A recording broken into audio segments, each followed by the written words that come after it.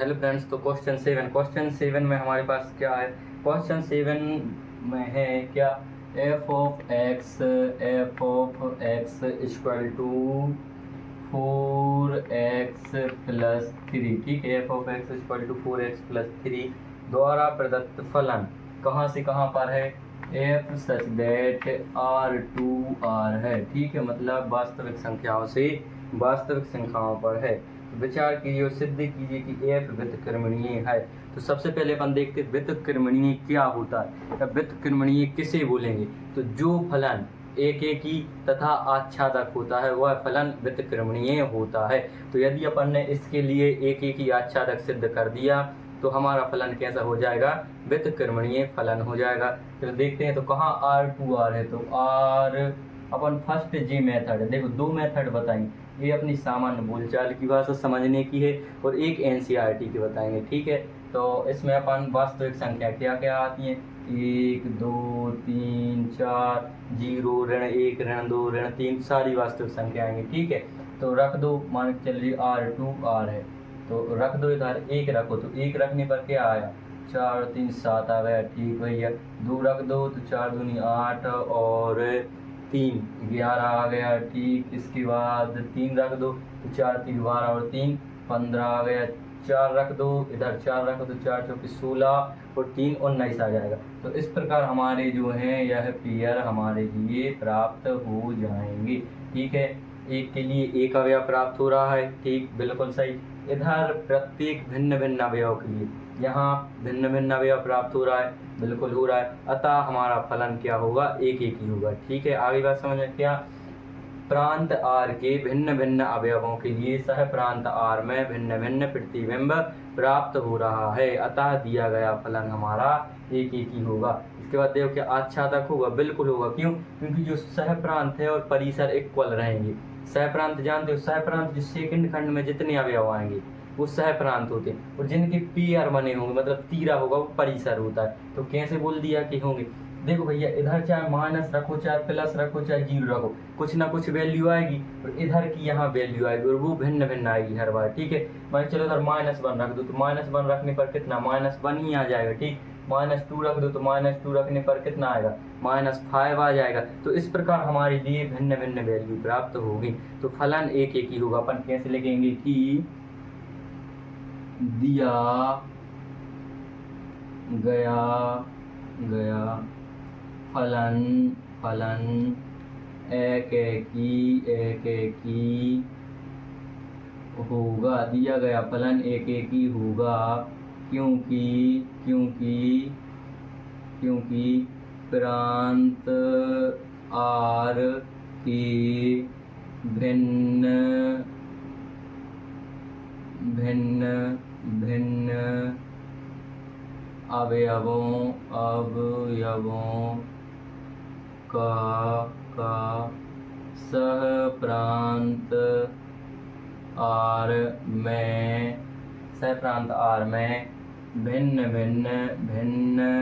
का सह प्रांत R में भिन्न प्रतिबिंब प्राप्त होगा। ठीक है, भिन्न भिन्न अवयव का भिन्न भिन्न प्रतिबिंब प्राप्त होगा। अतः फलन एक ही होगा। ठीक है, आगे बात समझ, क्यों एक ही होगा, क्योंकि जो दिया गया फलन एक ही होगा। क्योंकि प्रांत R के भिन्न भिन्न अवयवों का सह प्रांत R में भिन्न भिन्न प्रतिबिंब प्राप्त हो रहा है। ठीक है, क्यों होगा, आगे बात समझ। जी लाइन नहीं लिखना तो ना लिखो, क्योंकि अपन ने ऊपर लिख दिया। इसके बाद क्या तरह हमारा ये फलन दिया है आच्छादक होगा, तो फलन हमारा बिल्कुल आच्छादक होगा। क्यों, तो सेकंड बात देखो आच्छादक क्यों होगा, क्योंकि सीधी बात है, अपन तो ये लिख दो कि सह प्रांत इक्वल टू परिसर। तो सह प्रांत इक्वल टू परिसर। देखो सह प्रांत हमारा क्या आएगा, सह प्रांत पूरी वास्तविक संख्याएं आएगा। ठीक है, तो परिसर क्या आएगा, परिसर भी वास्तविक संख्याएं ही आएगा। ठीक है, तो सह प्रांत इक्वल परिसर। अतः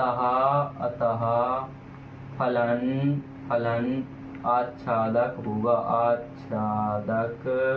आच्छादक होगा। ठीक है, आगे बात समझे क्यों एक एक ही होगा, क्यों आच्छादक होगा। तो पूछा क्या कि क्या हमारा फलन व्युत्क्रमणीय है, तो बिल्कुल है।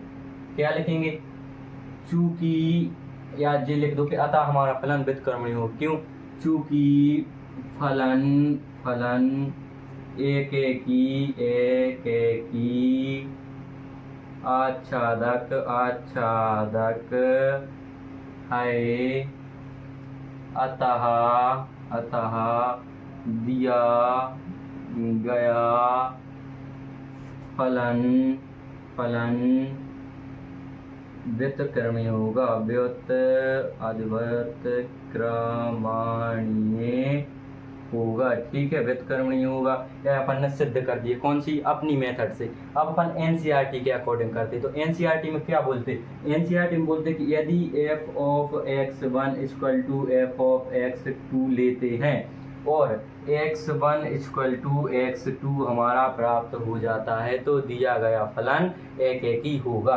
तो अपन देख लेते f(x1) मतलब x की जगह पर x1 रख लो, x की जगह पर x2 रख लो। तो पहले इधर रखो, क्या 4x1 प्लस 3 इक्वल टू, फिर से यहाँ 4x2 प्लस 3, देखो 3 से 3 कट गए, कैसे कट गए, ये तीनों सट जाएंगे तो माइनस हो जाएंगे। ठीक, क्या बचा, 4x1 इक्वल टू 4x2, 4 से 4 कैंसल, तो x1 इक्वल टू x2 आ गया। अतः हमने सिद्ध कर दिया कि फलन हमारा एक ही है। तो हमने ये सिद्ध कर दिया कि फलन हमारा एक ही है, तो फलन एक ही है, तो फलन एक ही आच्छादक दोनों है, तो हमारा फलन कैसा हो जाएगा, व्युत्क्रमणीय फलन हो जाएगा। देखो इसी में हमारे पास दूसरी बात क्या दी है कि इसका इनवर्स ज्ञात करना है या प्रतिलोम ज्ञात करना है। तो प्रतिलोम अपन कैसे ज्ञात करेंगे, तो प्रतिलोम ज्ञात करने के लिए अपन इसको f(x) को किसके, y के बराबर मान लेते। ठीक है, क्योंकि इसको y के बराबर माना तो अब मान रख दो, तो y equal to 4x plus 3। ठीक है, 4x प्लस 3, अब पक्षांतर करते चलो, y minus 3 equal to 4x और x equal to y minus 3 upon 4। तो ये हमारे फलन का प्रतिलोम हो जाएगा। और आप उत्तरमाला में मिला दीजिए, मैं भी देख लेता हूँ एक बार। तो इस प्रकार हमने सिद्ध कर दिया फलन कैसा, व्युत्क्रमणीय फलन है, और प्रतिलोम ज्ञात कर दिया। प्रतिलोम किस प्रकार ज्ञात किया, देखते हैं। f(x) को अपन y के इक्वल मान लेते हैं, और जैसे ही y के इक्वल मानेंगे तो अपन इसको हल कर देंगे। ठीक, देखो f इतना ही है, y माइनस 3 अपॉन 4। इसको अपन क्या लिख सकते हैं, f inverse y equal to ये इतना। ठीक, तो इस प्रकार हमारा 7th क्वेश्चन होता है। तो आप लोगों को कोई भी डाउट हो तो आप कमेंट कर सकते हैं, और मैंने इतने इजी तरीके से समझाया कि कोई भी डाउट नहीं होगा। ठीक है, तो अब करेंगे अपन क्वेश्चन 8।